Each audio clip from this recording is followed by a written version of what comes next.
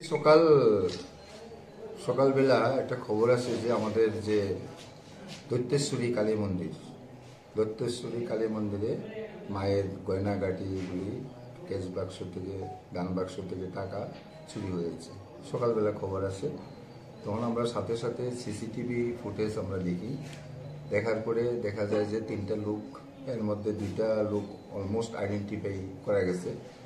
তো ওই হিসাবে আমরা সারা সাবরুম এবং বিভিন্ন থানাগুলিরে আমরা অ্যালার্ট করি এবং পাবলিক যতটুকু পারছি আমরা হোয়াটসঅ্যাপেও এই ছবিগুলি করছি, মানুষকে দিছি যে এমন লোক যদি পাওয়া যায় তাদেরকে ডিটেইন করার জন্য।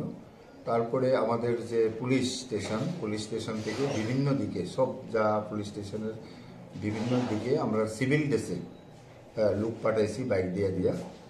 তো লাস্ট অফ অল 9:30 10টার দিকে গিয়ে সেটা আমরা সিভিল ড্রেসে সাবরুম পিএসের যারা সিভিল ড্রেসে বেরিয়েছিল বাইক দিয়া, থানার স্টাফ, তারা জায়গা সেটা তিনজনেরই পাইছে। একটা জায়গাতে তিনজন যাইতে আসছিল খুব স্পিডে। তো তারা পিছনে তার বাইক পালসার বাইক ছিল, যে কারণে তারা গতি বেশি। যাই হোক, কিছুক্ষণ পরে একটা লোক পিছনে যেটা বসা ছিল সেটা পালিয়ে যেতে সক্ষম হয়েছে, আর আমাদের যারা সিভিল ড্রেসে গেছিল তারা গিয়ে সেটা বাকি দুজনের ধরছে এবং ওইখানে কিছু এলাকাবাসীও আমাদেরকে হেল্প করছে। তো ধরার পরে আমরা তাদেরকে এক্সিকিউটিভ ম্যাজিস্ট্রেট আমরা সঙ্গে নিয়ে গেছিলাম। তো আমরা ওইখানে সার্চ করছি, সার্চ করার পরে কিছু স্বর্ণ অলংকার, কিছু ক্যাশ টাকা ওইখান থেকে আমরা তার থেকে রিকভারি করছি।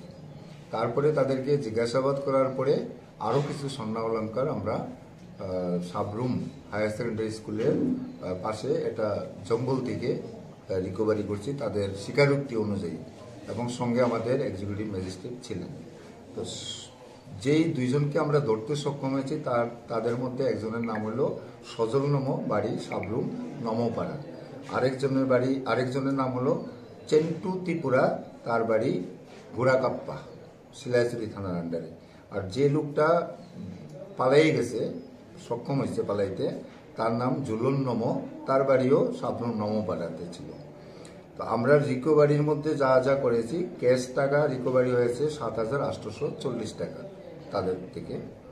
তারপরে গোল্ডেন অর্নামেন্ট মায়ের যেগুলি ছিল, এর মধ্যে আমরা 76.47 গ্রাম, প্রায় অ্যাপ্রক্স 7 ভরি আমরা রিকভারি করতে পেরেছি। আর সিলভার অর্নামেন্ট 21.15 গ্রামস, অ্যাপ্রক্স 2 ভরি, এগুলি আমরা রিকভার করতে পেরেছি এবং তাদেরকে থানায় নিয়ে এসেছি এবং আরও জিজ্ঞাসাবাদ করে আরও কিছু বাকি রয়েছে রিকভারি, ওগুলি আমরা চেষ্টা চালাচ্ছি করা যায় কিনা।